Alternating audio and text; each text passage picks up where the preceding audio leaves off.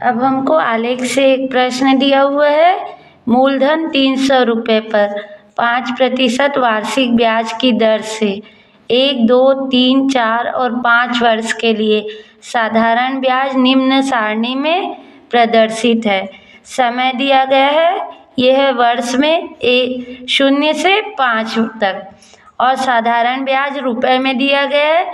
0 वर्ष के लिए 0, 1 वर्ष के लिए 15 और 2 वर्ष के लिए 30, 3 वर्ष के लिए 45, 4 के लिए 60 और 5 के लिए 75। तो इनके बीच हमको ग्राफ खींचना है ना। तो सबसे पहले तो एक ग्राफ कॉपी ले लेते हैं। ये ग्राफ कॉपी है हमारा, इस पर हम आलेख बनाएंगे। तो पहले तो हमको x और y अक्ष पता होने चाहिए। तो इधर से जो ऐसे खींचेंगे ये कहलाएगा हमारा x अक्ष, है ना। और जो इधर खड़ा खींचेंगे हम वो कहलाएगा हमारा y अक्ष। ठीक है, तो ये क्या है हमारा x अक्ष,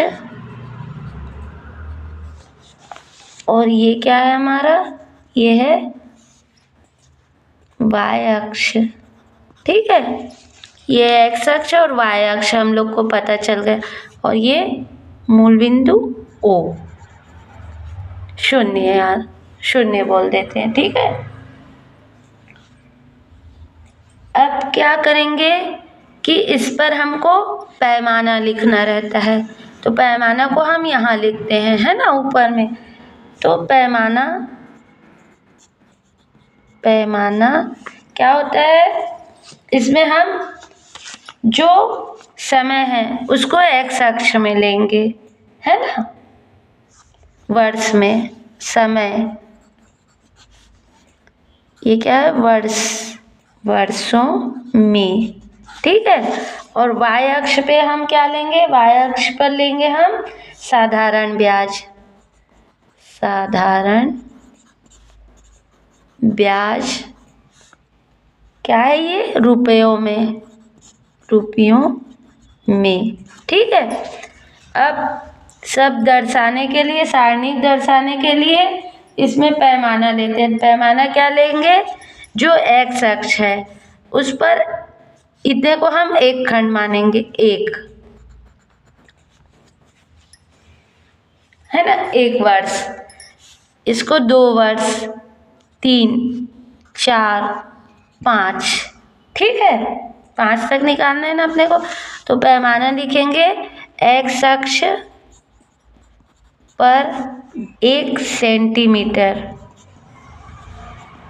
बराबर 1 वर्ष। जो ये 1 सेंटीमीटर, ये 1 वर्ष को दर्शाएगा। उसी तरह y अक्ष पर 1 सेंटीमीटर बराबर क्या दर्शाएगा, 1।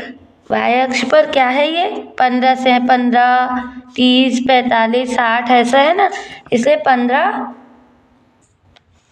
क्या बोलेंगे हम, रुपए को दर्शाएगा, रुपए को। तो ये क्या है, 15 रुपए को दर्शाएगा, है ना। 1 सेंटीमीटर बराबर ये 15 रुपए,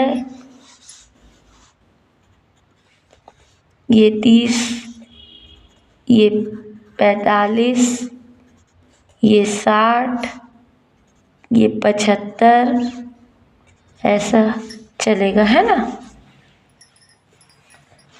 तो इस तरह से हम पैमाना लिख लेते हैं।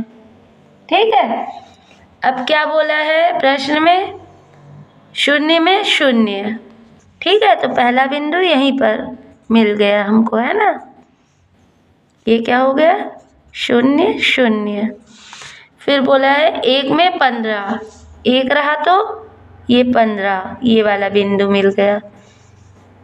ये क्या है, 1 और 15, ठीक है। 2 में 30, ये 2 में 30, ये दूसरा बिंदु मिल गया, 2 में 30।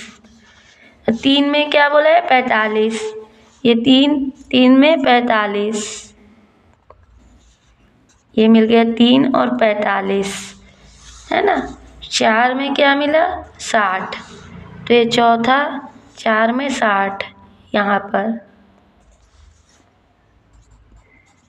60, ठीक। और 5 में 75, ये 5 है, 5 में 75, ये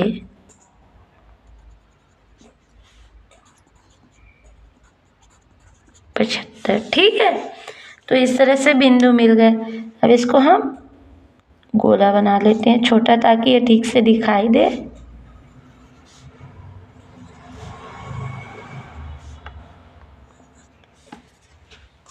और इस सबको एक आलेख के रूप में लाइन खींच देंगे मिलाते हुए।